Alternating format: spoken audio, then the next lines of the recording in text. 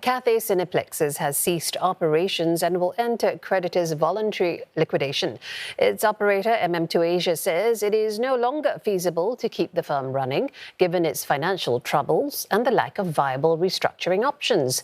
Analysts say the closure highlights the pressure on cinemas to adapt and the need to rethink their spaces beyond just screening movies. Kate Low reports. This was the notice that greeted moviegoers who turned up at Cathay Cineplexes outlets today, informing them it has ceased operations with immediate effect. I'm here outside Cathay Cineplexes at Century Square. Earlier, I saw a couple of people stop to read the closure notice by the doors. When I asked, their reactions were mixed. Some said they were not surprised because Cathay had already shut a few outlets in recent years and was reported to be struggling with heavy rental debts. But others I spoke to said they were still shocked to see the closure happened so suddenly.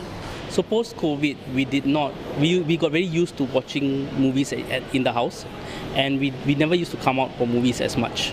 So it became easier to just put on the movie at home and just to watch it through, have our own snacks, things like this. It's very surprising. I did not expect the financial difficulties for them as well.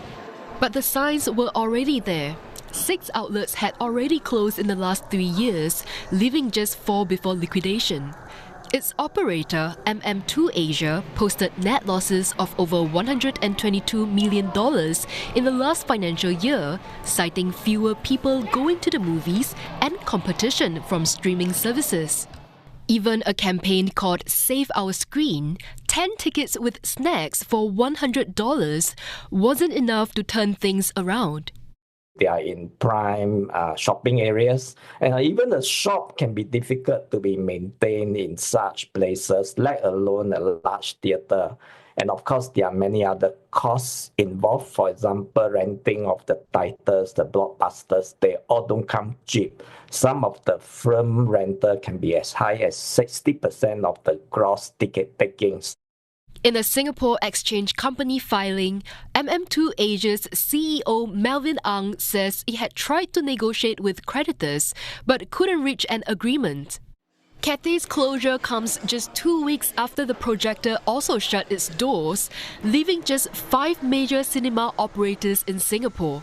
Analysts say the industry must adapt to survive.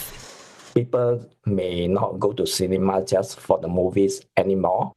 In fact, even for the movie, you need to be innovative. You can use immersive technology. You can be interactive. But more than that, I think it's quite important that the spaces that are used can be made more flexible. So in other words, you go into such a possibility in the cultural area, education, or even entertainment like concerts.